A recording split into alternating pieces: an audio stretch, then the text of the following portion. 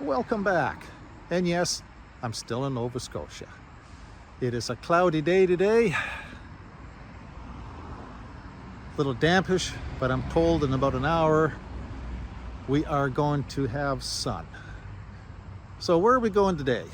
I'm going to be taking the aerial and we're going to head down to the real Peggy Cove Lighthouse. That is based on an article I did for the Canadian Vintage Motorcycle Group newsletter. And I'm going to take it kind of along the path. I won't film everything. And before you say anything, I have been to Peggy Cove. I was there in 84, in 17 and 19, and in 17 and 19 I found it too commercialized, way too many people, 80 buses a day. And this year, when we went by, parking all the way down the highway. It's just become a zoo.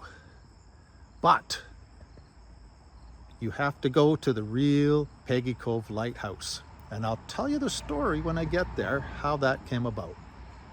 So come on, let's get ready to go for a ride. Well, I made it into just outside of Bridgewater and just got some gas. And a little too much advance.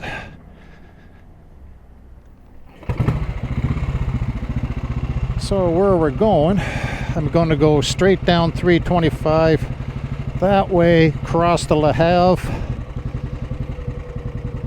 and over to 210, and I'll follow that down.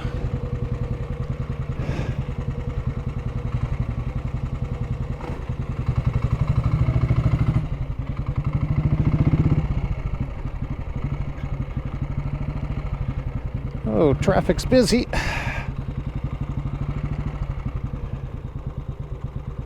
Okay.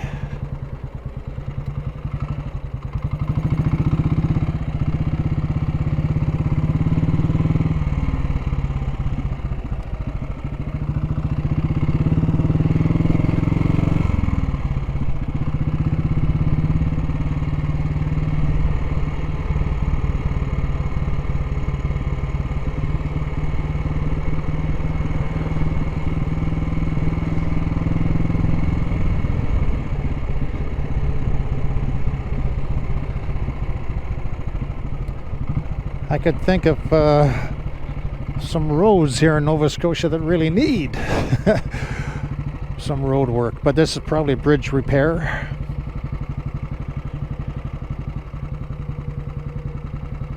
And I'll just shut the camera off here and I'll turn it on later. Okay, here is my turn onto number 210, and I'm going to follow this road down to Bangs Falls, and there I'll make my turn. And it's a beautiful road, and I'll explain more as I get there. I've been asked, you know, like, have you been to this tourist spot? Have you been to that?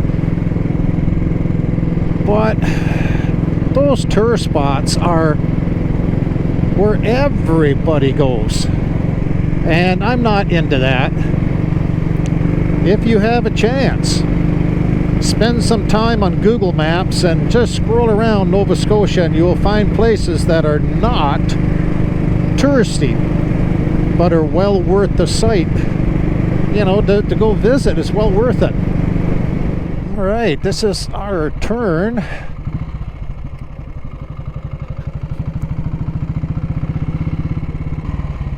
So in the past, this road was really bad. So bad that the average speed on this road was 20 to 30 kilometers an hour. And that's even with a friggin' pickup truck. The potholes were, you know, it's just, you could not drive this road. But to my surprise, last year when I come down through here, it was just like, I was just blown away.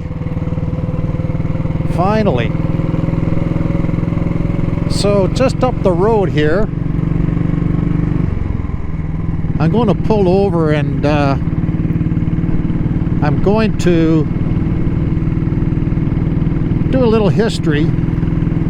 Something that occurred here in about 1977. A very violent act, and that was with Billy and Jean Stafford.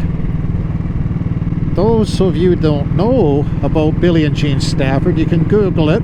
You can go to YouTube, put in Life with Billy, and you'll find the 1992 movie by the CBC, Life with Billy. Now you have to take the grain of salt with where they lived and her neighbor, because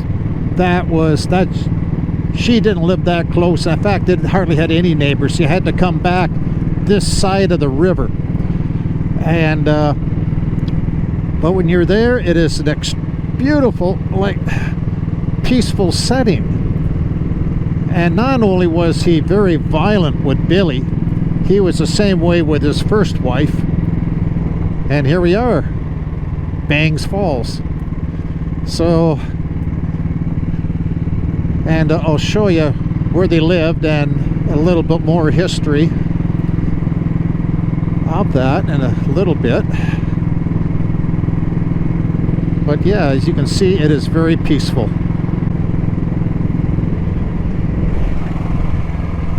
Okay, I'm going to make a very quick detour here. We're going to go Bang Falls Road,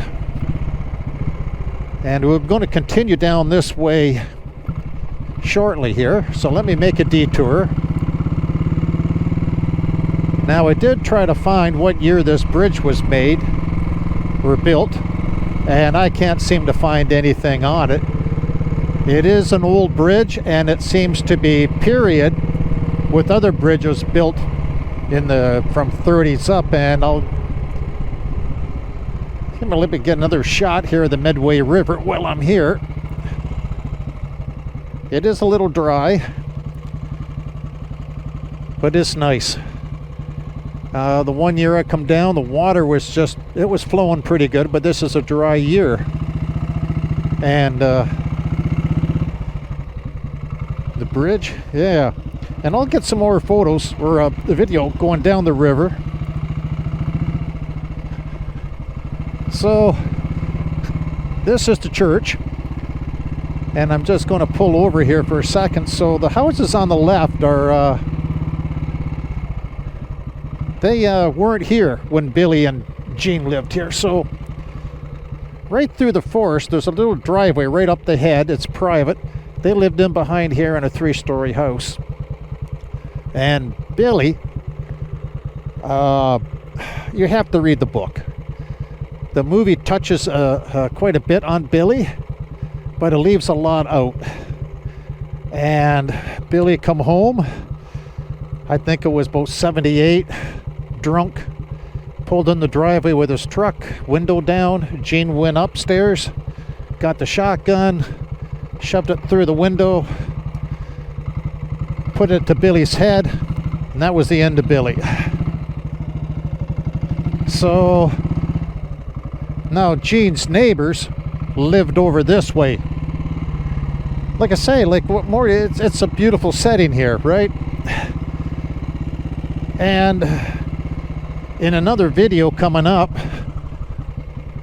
I'll be stopping at the courthouse where Jean stood trial, and she was found not guilty. What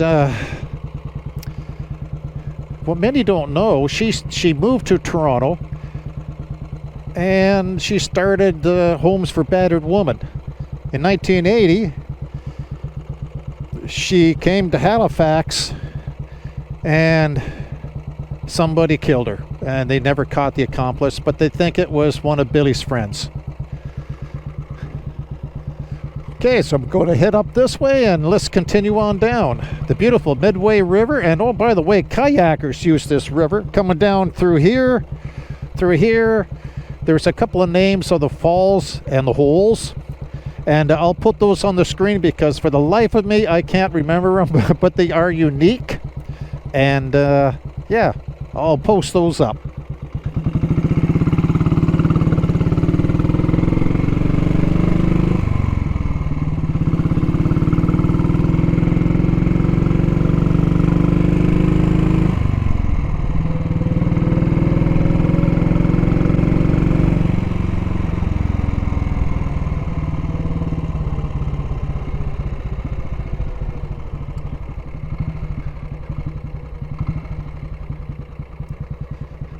The Medway River Road.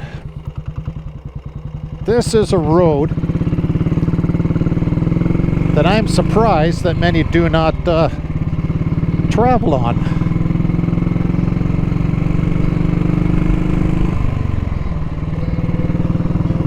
Now that it was a cool kid's fort back there.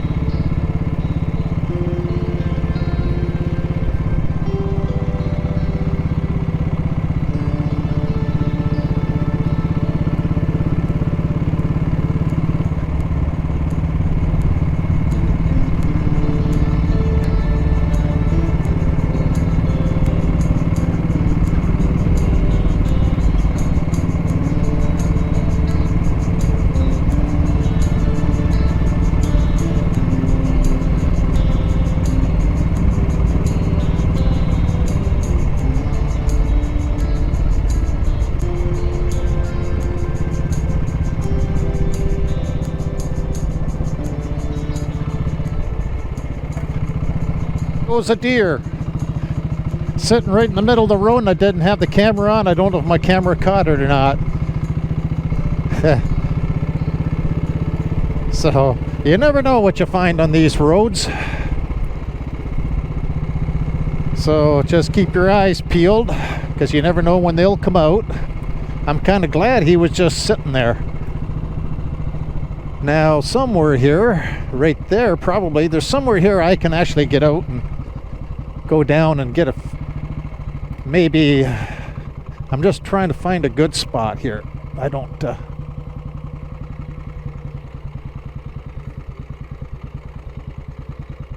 and look at that, the sun's coming out. Normally, this is all water.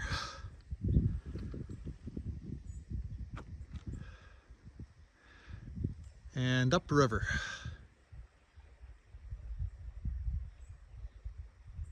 Very quiet.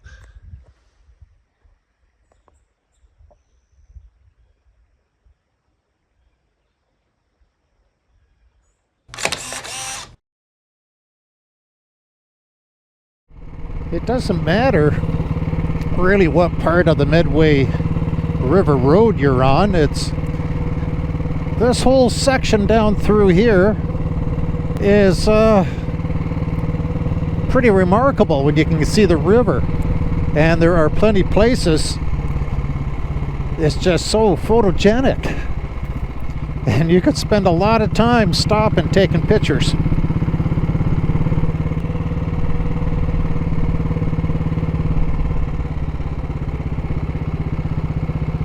But I wonder how many people miss out on these roads. The scenery, it's quiet, no traffic. So, but I guess to each their own. Now Mill Village, that should be coming up here shortly. They have a little store there. Now I won't be stopping at the store as we go by, but I will be on the way back.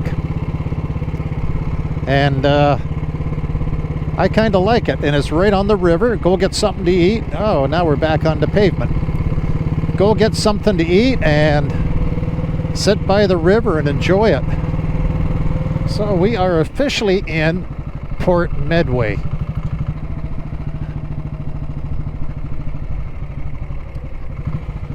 Here we have a parking lot, and this is not the lighthouse I am talking about, but this is where the story begins.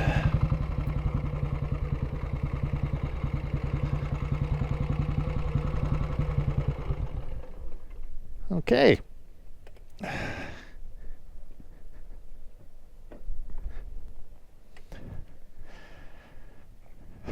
think the old girl got a little dirty coming down the road.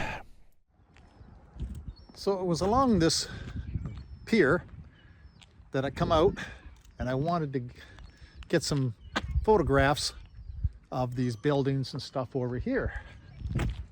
And right at the very end, where you can see the gentleman down here, is where it all took place. So, and it looks like he's fishing.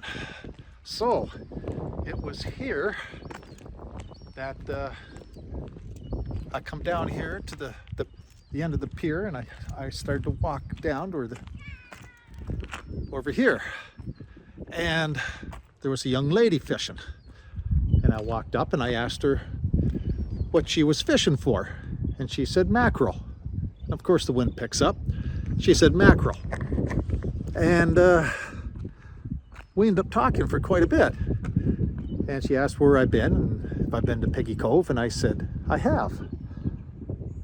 But I said, I told her, as I mentioned in the video, that it's not for me. It's too congested, too many people. And she goes, well, have you been to the real Peggy Cove Lighthouse? I say, what? She goes, yeah. So she told me how to get there. And this is how the real Peggy Cove Lighthouse story began. Once in a while, you come across monuments and you really think about the hardship these people lived. But this one here is dedicated to the men that lost their lives at sea. And I'll go around and I'll show you all the names that are on it.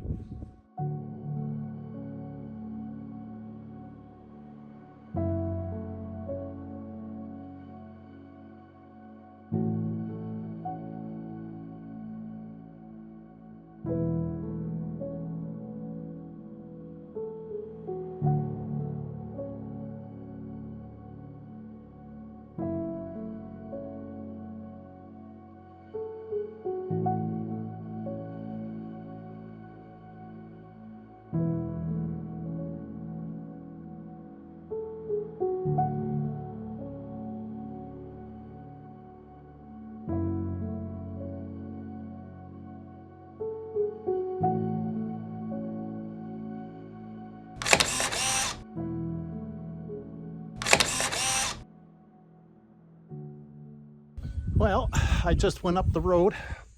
I walked up, it's only a couple of minutes away, and I came here.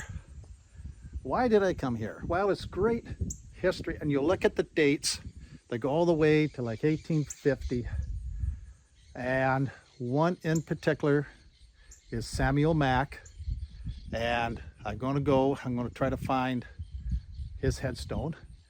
And the gentleman that's in the graveyard here, he is repairing or cleaning up all the headstones, and last year he just cleaned up Samuel Mack's headstone. He's got a grant next year. They're going to try to straighten a lot of the headstones, and that is not an easy task. Some of these stones are brittle, so they have to be extra careful, and they actually have boxes made to put the stones in, etc. So kudos to everyone that's saving a great bit of history here. So anyway, well, let's go for a walk, and I'll just show you briefly some of this stuff, and then I'm venturing on.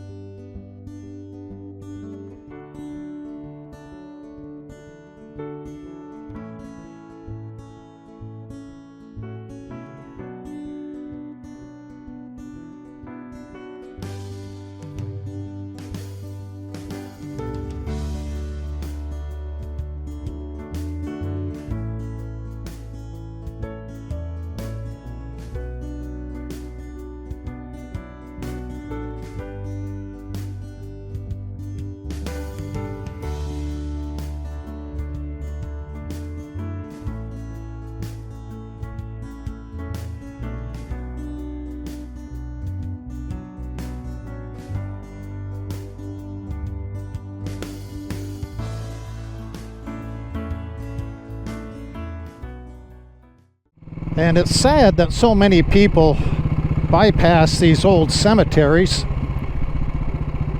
And right down this road here, I think the gentleman, I'll have to check it on the way back, he said there was another old cemetery down that way. But there is so much history. And Samuel Mack, his headstone is very unique, as you saw. And anyway, we are heading down Long Cove, and we're heading to the real Peggy Cove Lighthouse. And we are now on the gravel road, as you can see. The shrubs here cover a lot of the scenery, but sadly, people have been building houses right there along with trailer homes. And to me, it just ruins the picturesque scene that you're gonna, you know, the scenery. And there's another one going to go in.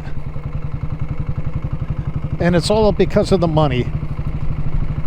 To me, I don't think they should be building on shoreline like that.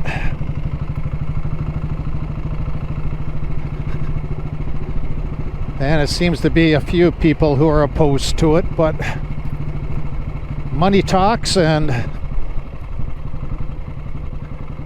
so this is what you see. This is great.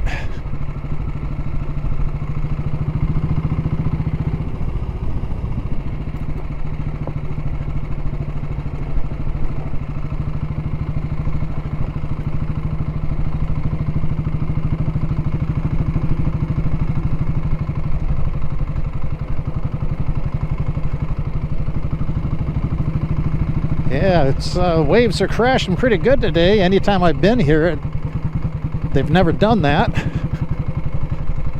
And here we are. We are now at the real Peggy Cove Lighthouse.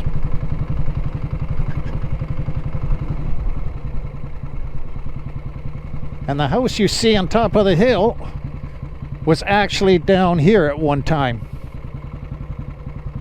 So this is it. This has got a great bit of history, and I can pull up my archives. I'll do a little bit on it.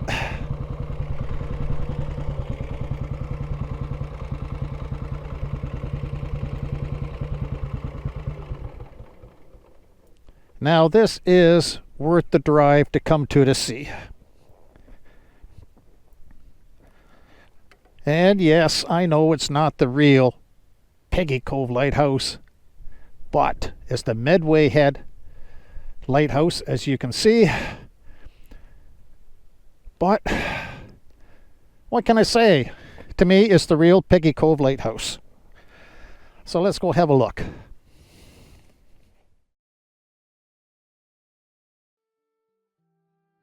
In 1851, a white square wood dwelling with two distinctive black square day marks was built.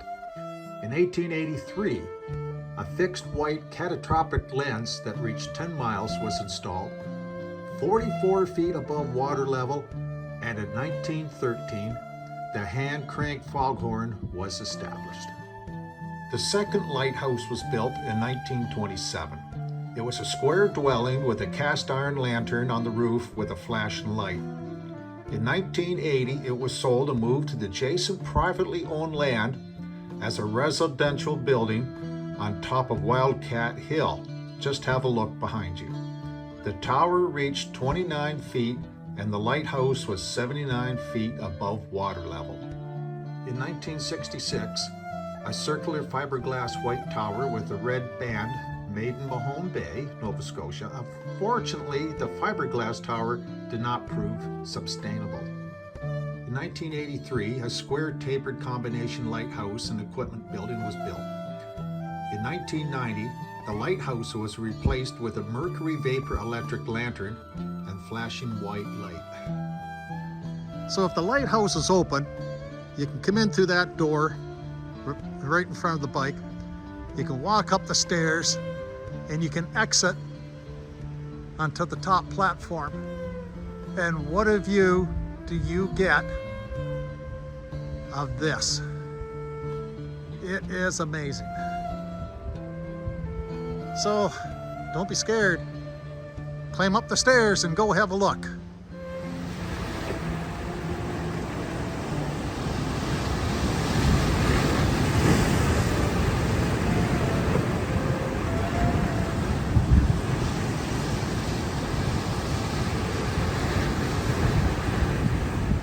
Well, that's our tour.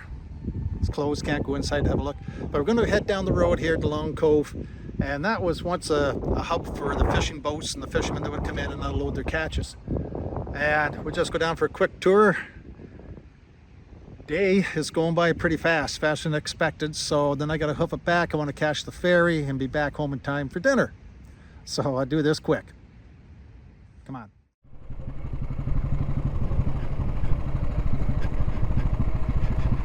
And as you can see, there's another house being built. So all this beautiful scenery that we see coming here to Long Cove will be kind of shoddy, I think. But if you're the homeowner, you got a beautiful view.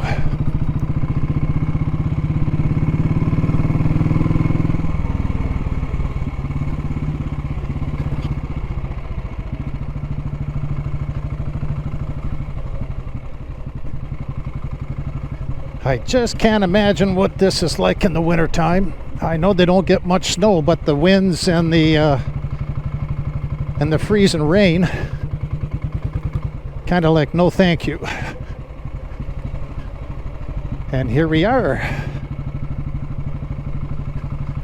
Now another little bit of history.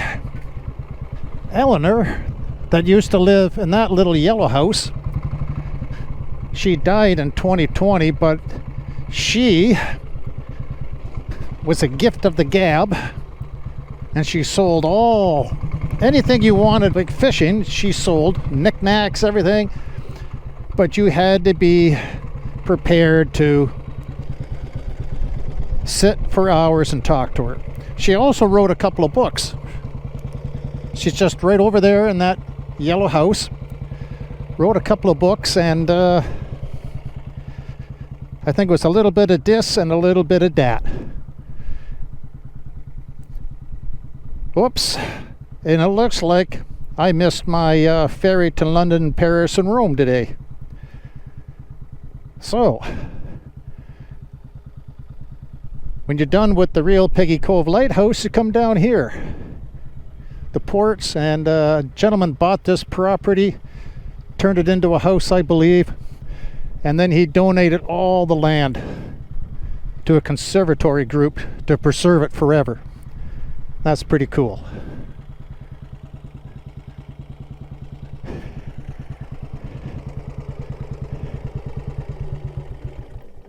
How are you? 53. Yeah. Yeah. Oh yeah. No, there's not very many left. Yeah.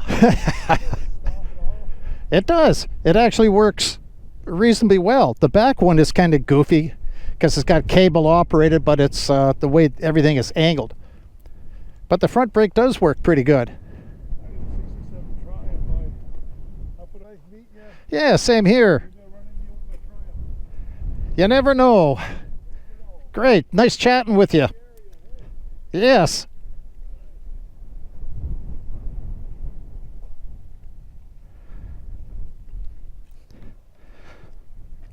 Okay, so I think I'm going to head back, and I'll turn the cameras back on when I'm at Mill Village, and then I'm off to the ferry. Now we're back in Mill Village, and we're just going to go over here and get a drink and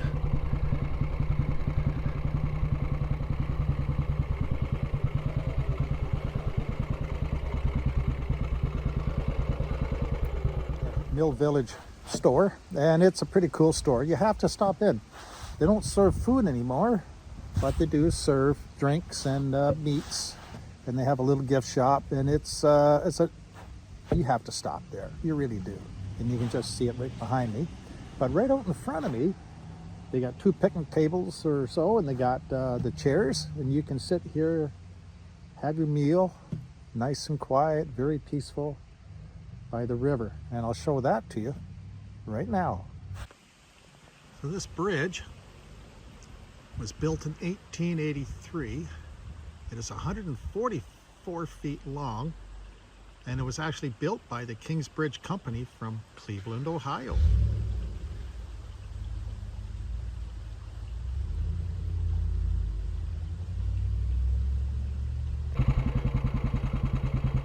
Okay, excuse me, break is done, and time to head back and catch the ferry.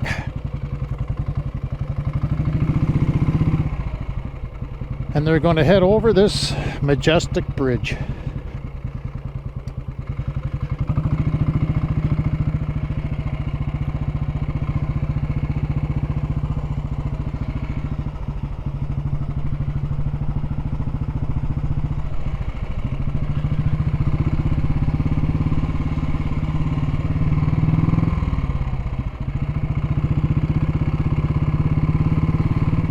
And there's another bridge here. I don't know much about this bridge.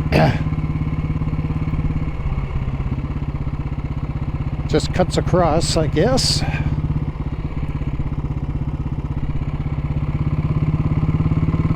And then we're going to go out to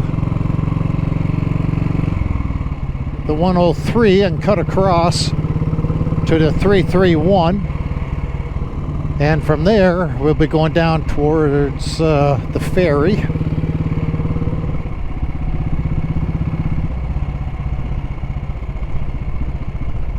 It's funny when you look at some of these roads, they got grass growing out.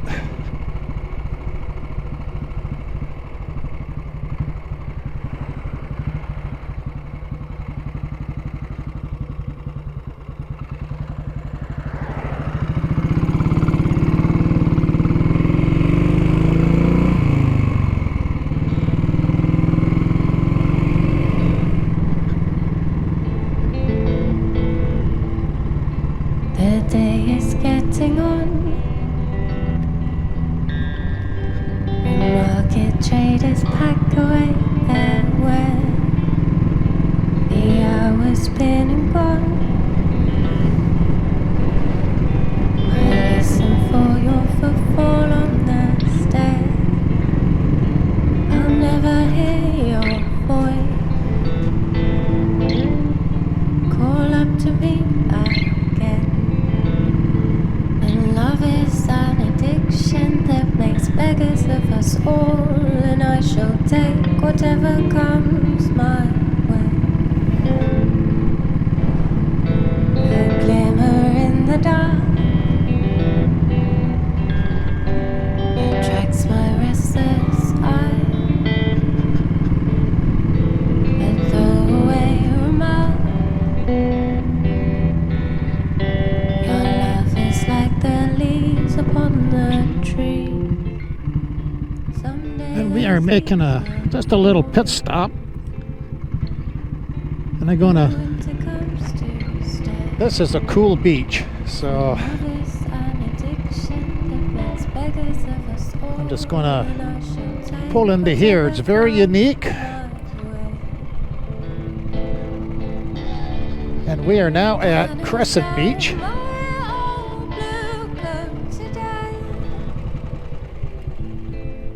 And you can see here he comes here. It's quite the day for it. So this beach goes all the way down, and it's the only beach, as far as I know, in Nova Scotia you can actually ride on and park on and go enjoy the beach. In 19, my daughter and I rode this bike along the beach all the way to the very end.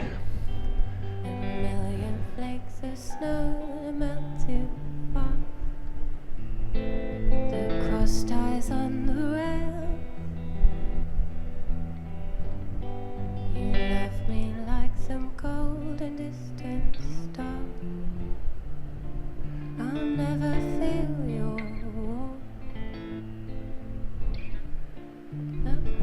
And here comes another guy. Love is an addiction that makes beggars of us. Well, it's a good day for it. She'll take whatever comes my way. So if you're coming down to 331, stop at Crescent Beach. So let's get going and let's get down to the ferry.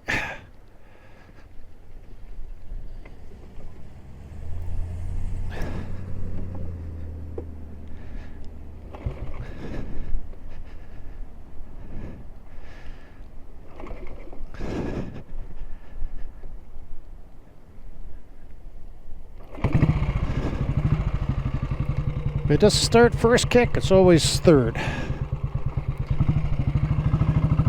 Oh, I should mention, if you follow this road all the way down, all the way out here, there's a nice museum that's by donations only. Well worth it.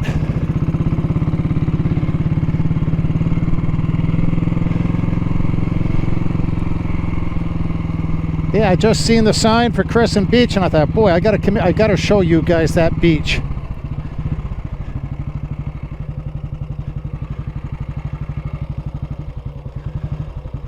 And I gotta say, it's turned out to be what a beautiful day.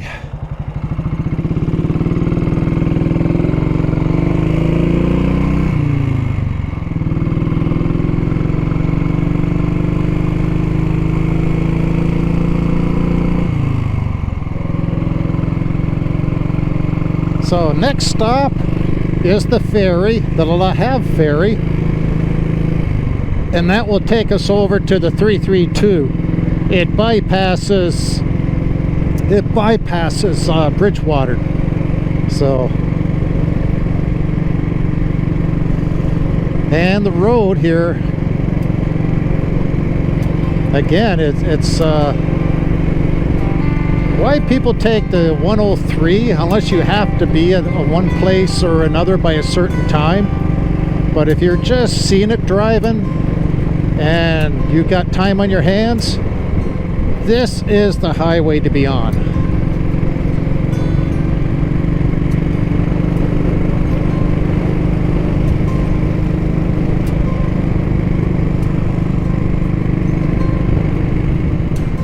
All right.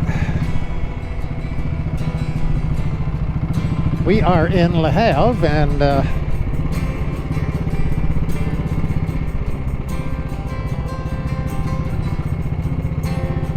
I don't know if the ferry's already sailed, but the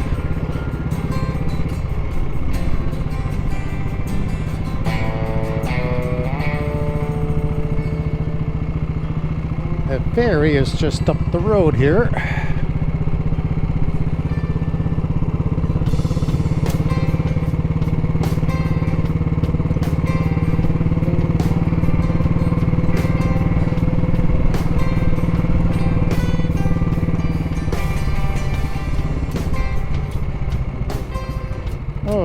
Do we have a lineup?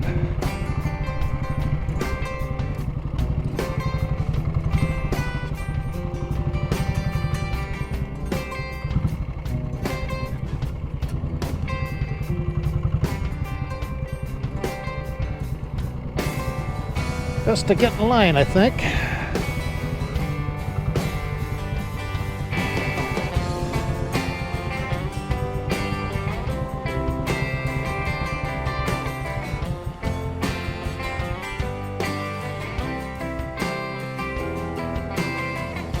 So as I mentioned, 332 is just over this way. Bridgewater's just over this way. Riverport's down this way. But for guys on motorcycles, this is the road right here, the 332. Anyway, let's wait for the ferry.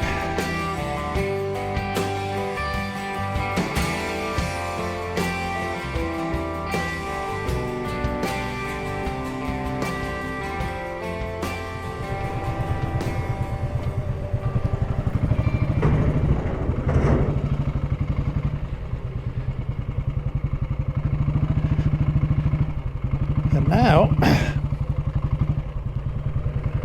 we're on the 332.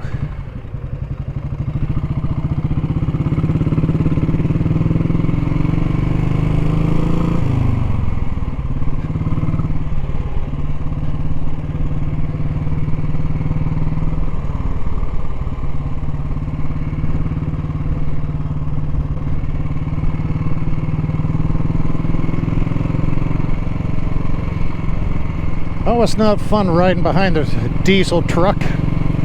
Ooh, the fumes.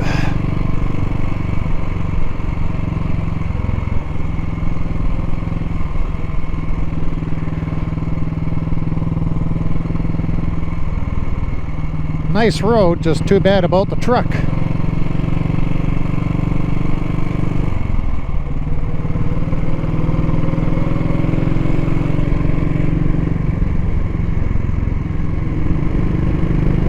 Well, that's Riverport directly ahead.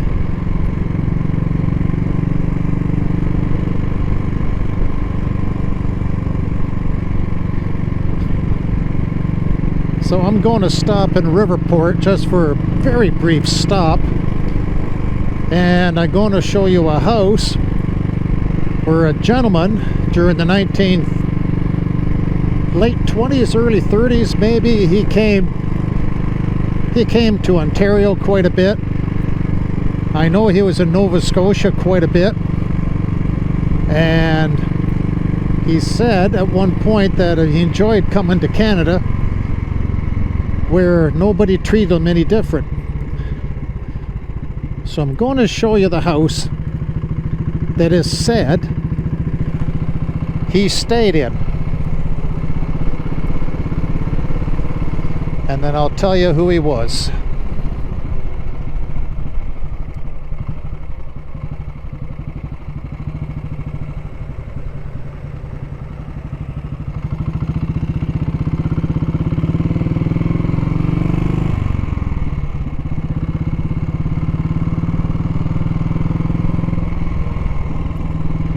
Now, I met a gentleman here last year named Larry. He drives an MG, and he was parked right here.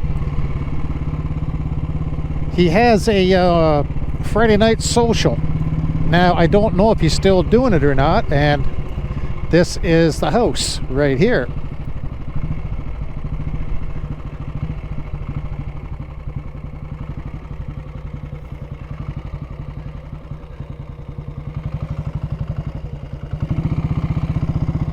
As you can see,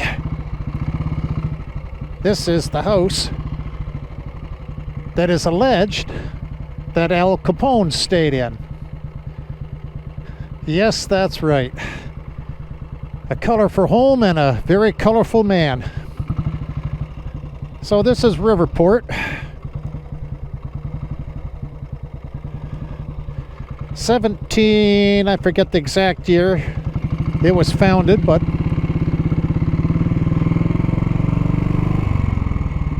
now we're going to continue on to 332, and this is another nice road. There's a memorial site up the road here. You can blow right past it if you're not paying attention. It's dedicated to the men and women in World War II.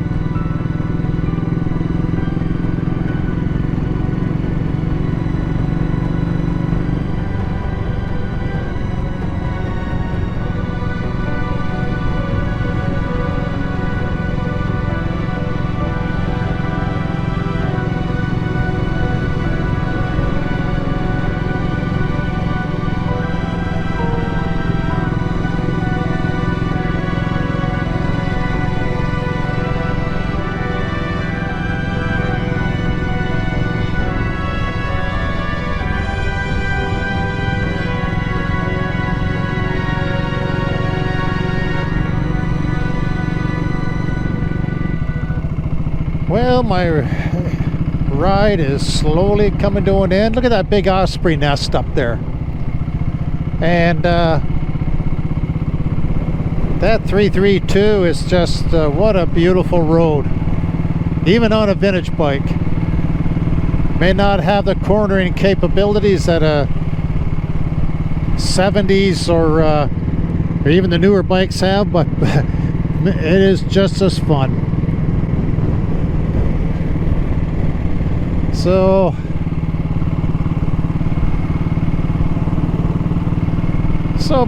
why not bring your old bike to Nova Scotia and find a place to camp or have an Airbnb or something and just go venturing out on the bike.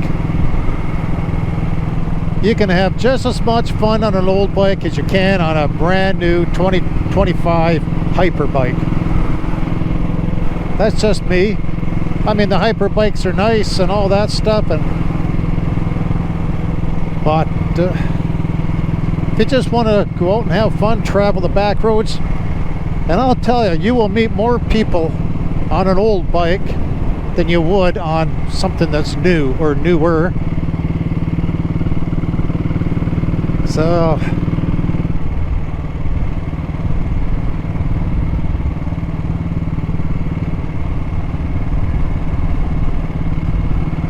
and once I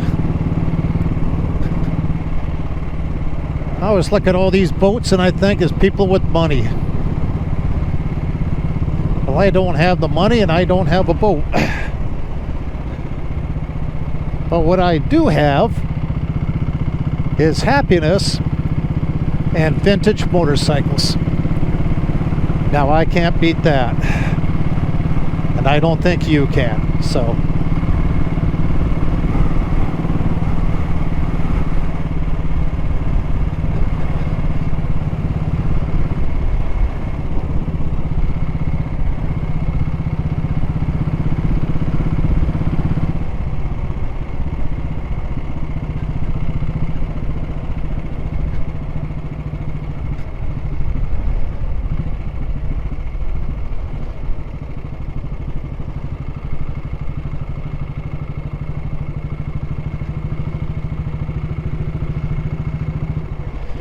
I'll say one thing with Mahone Bay.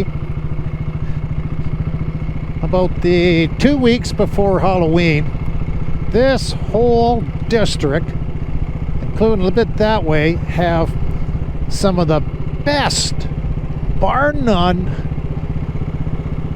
You will see them as paper mache Halloween characters. And they have everything from Bob and Doug McKenzie to Mick Jagger and Keith Richards to Old Fisherman. You name it, they have it. So if you want to come down around Halloween, Mahone Bay is the place to be for their Halloween Fest, I believe it's called. I have never seen any other place, not even Ontario, nowhere does anybody do it like they do at Mahone Bay. So in the meantime, I'm going to shut the camera off, and the next time I turn it on, I will have a cold beer. Speaking of cold beer, there's the salt box.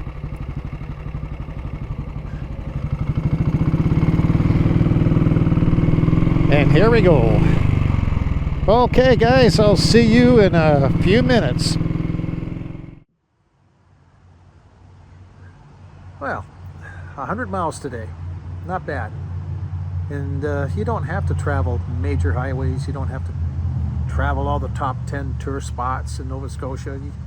There's a lot to see. Just go off the beaten path. Take a chance. Look on Google Maps. Blow them up. There's a lot of places to see that's not on the top 10 tourist destinations.